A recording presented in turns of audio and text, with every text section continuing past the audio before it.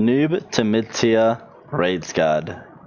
This will be mainly focusing on the gear and not actually the bosses. I will run through the bosses. I know there have been several Chambers of Zerk raid guards out there, but this will be my guard and how I really started doing the COX. I've done heaps of raids. Most of these are actually done in full welfare gear, the gear I'm wearing now. So I will take you through a low tier, about a mid tier, and my high tier. I'm not going to go into like the full crest spear and stuff like that, because once you have that gear you may as well be doing Theater of Blood anyway, because it is better GP.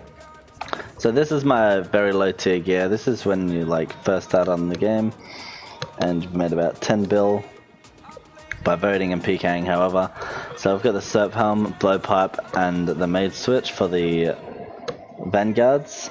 You don't really need this, but you know, it's better to do it. Especially with the low tier gear, you won't have the Scythe yet, so you need the magic to hit all three. But this is about the gear I was using when I first started raids. We've got the anti-fire pot for Olm, the Serp Helm. You can either swap this out for the Slayer Helm and bring an anti-venom, but I just take the Serp Helm because you got more space for restores and Cyrus and food. Less damage, but you know, it's a bit better in my opinion. So you just need the anti-fire for the Olm, and you get the Serp to protect you from the venom. And it's just the carols. You can switch that out for the killing cape, but because I have it, I'm going to use it. Just the fury, because a low tier is not going to have the anguish or anything. And this is just a ring of recall, or you can put an archer ring here. Just get the 4-way into the mage switch, keeping the boots because don't really want to switch. And the status warhelm is just for Tekton, which is only about 500 mil. You can switch this out for a flame burst defender, which is the best in slot for the free players.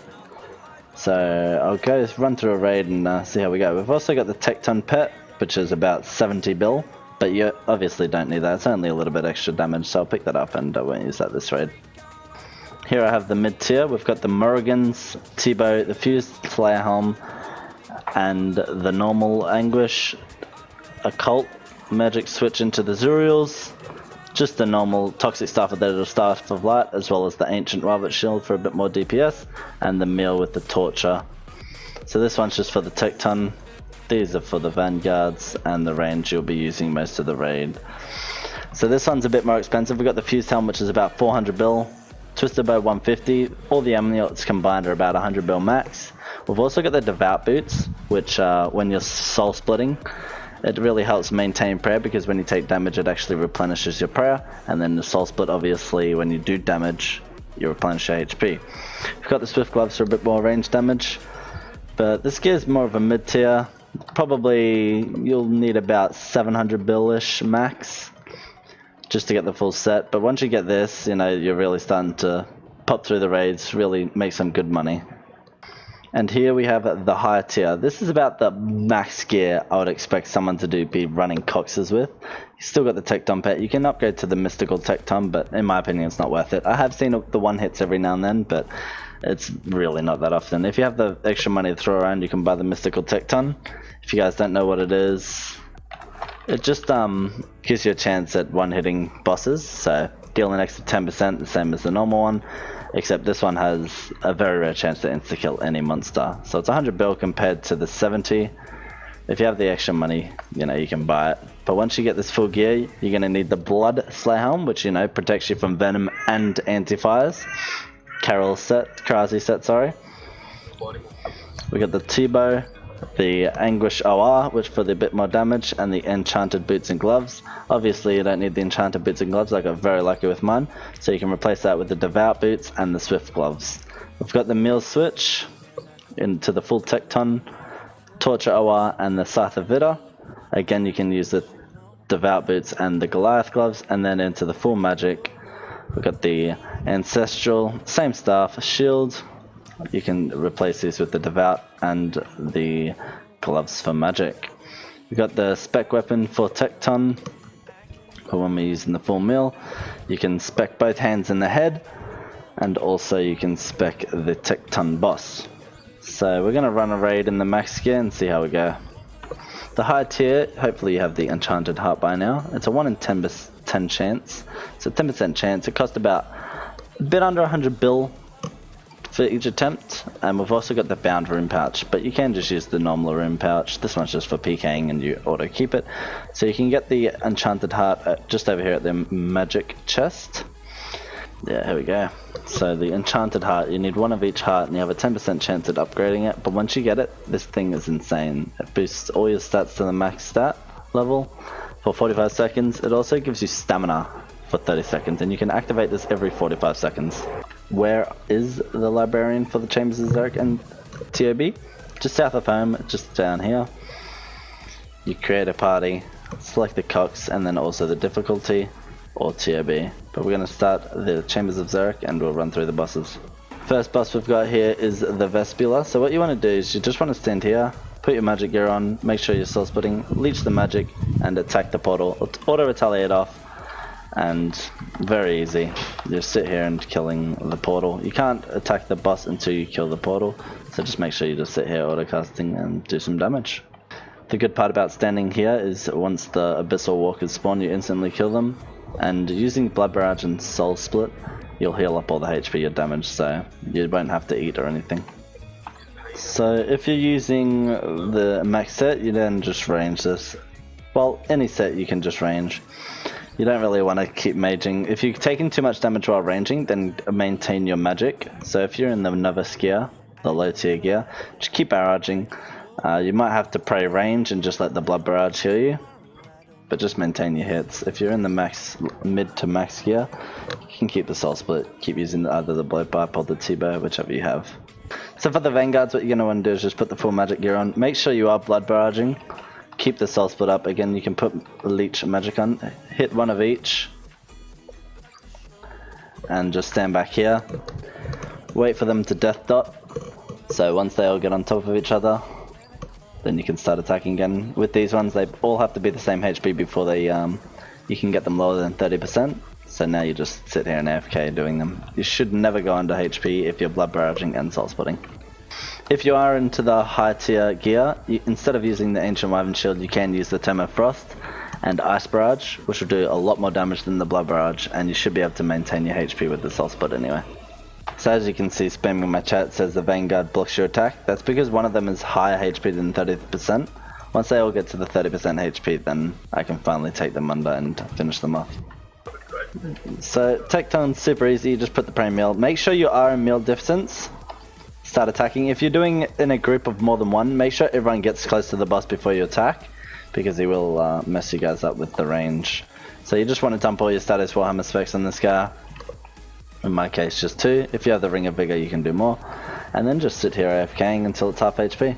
So now it's half HP. The reason we have this rune pickaxe is because you just mine these. If you have level 1 mining, you can just pick up one of the iron pickaxes off the floor.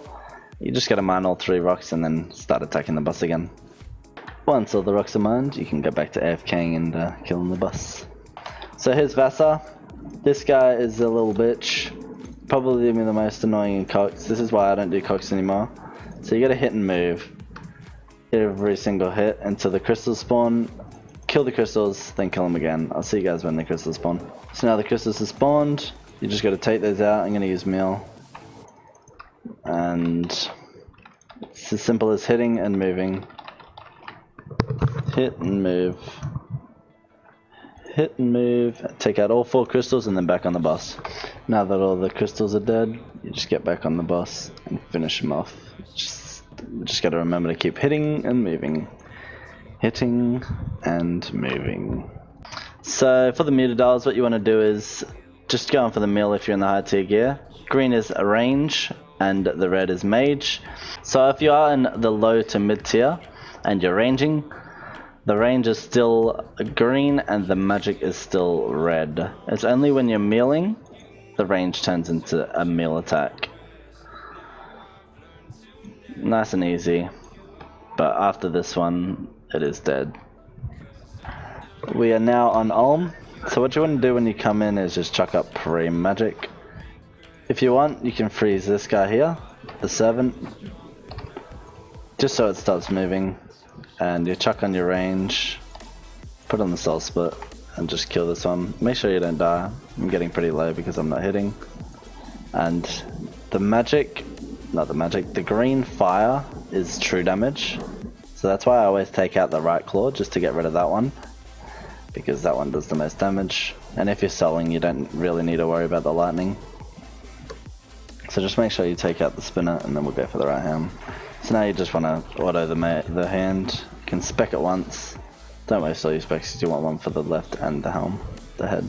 If you are using the blowpipe, you just want to sit on the back line here, just behind all the electricity.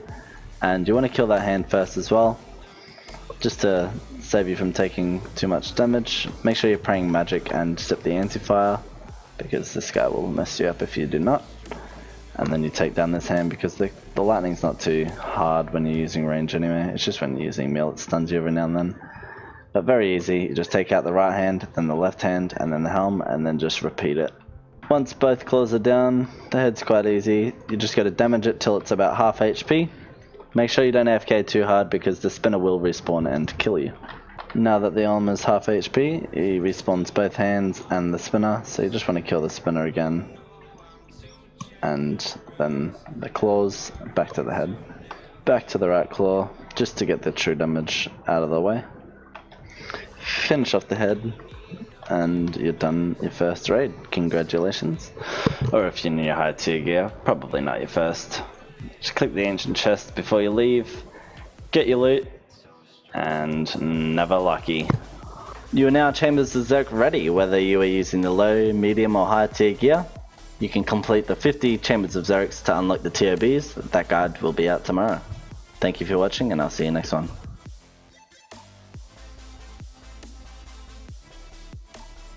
So these shitters here, they're not used to multi, so what you have to do is you just lure them in, hit each one of them. They're in singles now.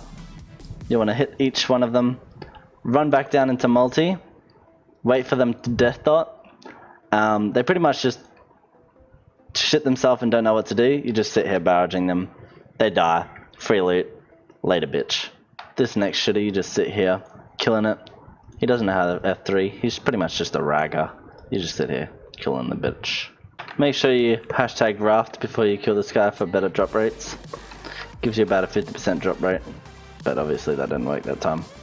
Now this guy, this one's one of the most annoying shitters in this minigame, or Chambers of Zerk. You have to hit and move every single time. He misses everything, he can't hit a single shot as long as you're moving. He's got fat fingers and can't hit you. As long as you're moving, this guy won't hit you. Drop a hashtag raft just to piss him off a little bit. Now I've got to say, the big boy at the end does put up a bit of a fight. He's got a lot of minions you got to take down first, because they protect him with their life.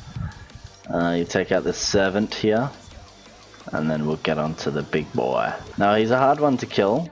You got to take down his claws, his little minions, before you can take on him head first. So we're going to take out the right hand man first, and then we'll get on to the left hand man. Once you take down the two shooters on the side, you can go head first onto this dog. But once he gets half HP, he calls for backup, and you got to do that shit all again. Now we got to kill these raggers once again. Get him out of here. Now the second wave of dogs are dead. You can finish off the main boy and get your loot from the bosses past. Good luck on your loot. I killed them for trash.